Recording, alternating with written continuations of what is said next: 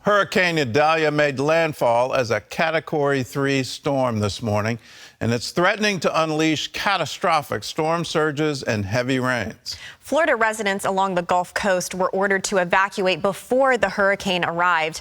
Those who chose not to leave are now on their own. Dale Hurd brings us the story. Idalia's fury.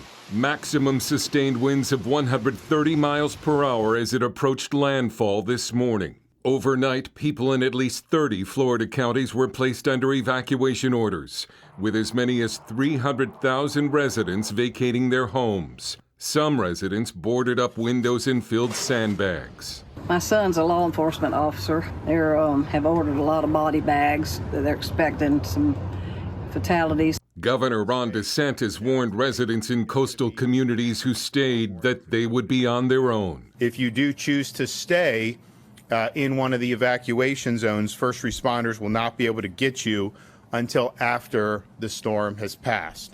As Idalia gained strength in the warm waters of the Gulf of Mexico, authorities warned of a catastrophic storm surge and destructive winds as the storm moved ashore.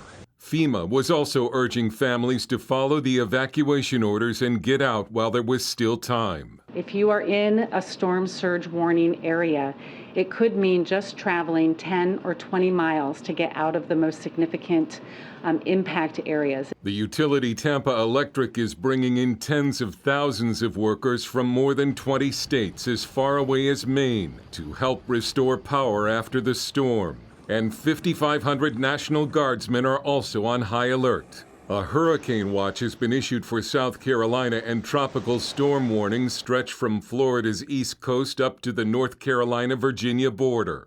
And Florida's capital, Tallahassee, is facing the rare threat of hurricane conditions. This is going to be something that will leave significant impacts, and particularly in this part of the state. Idalia is forecast to cross the Florida peninsula and then drench parts of Georgia and the Carolinas on Thursday.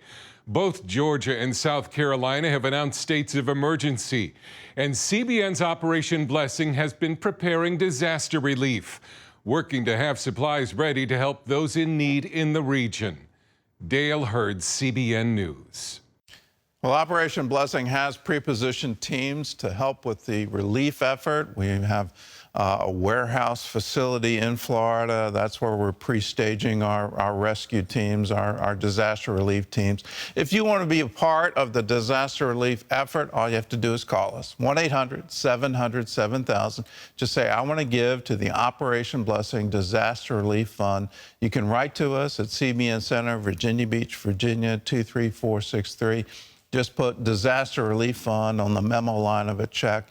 Your gift will go into the Operation Blessing Disaster Relief Fund.